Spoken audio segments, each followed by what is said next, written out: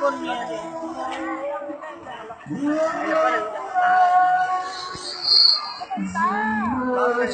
lại nằm kiểu con xuân cứ sống dâng trời mãi hoa chung với tiếng cười bên bờ sông có lợn mà bị nó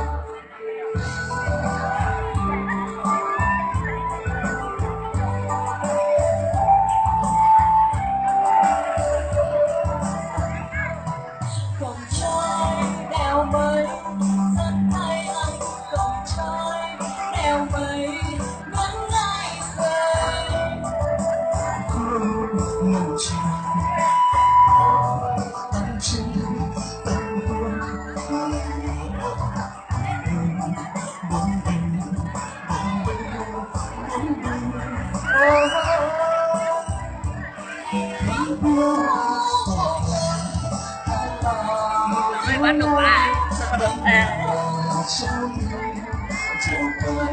Rồi bắt được chơi, bắt được bảo.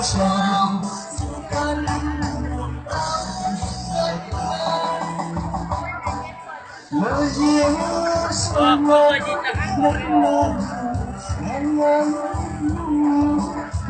anh chị đi đâu rồi? Anh chị đi đâu rồi?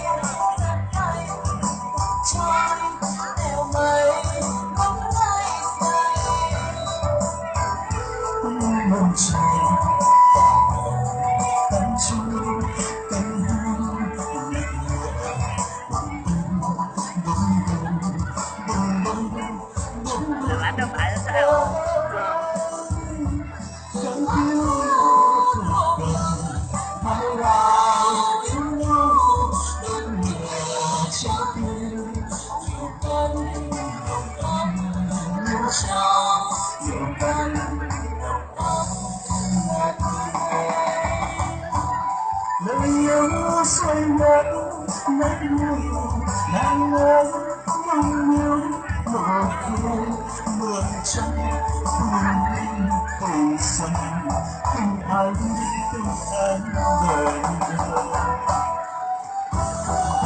mang lên bờ mây để trắng để sao nỗi vòng tay mang về đầu mây hòa bằng sắp xíu năm nay hòa bằng sắp xíu năm nay ở trên để đi cùng về để trắng để sao nỗi vòng tay mang về đầu mây hòa bằng sắp xíu năm nay hòa bằng sắp xíu năm nay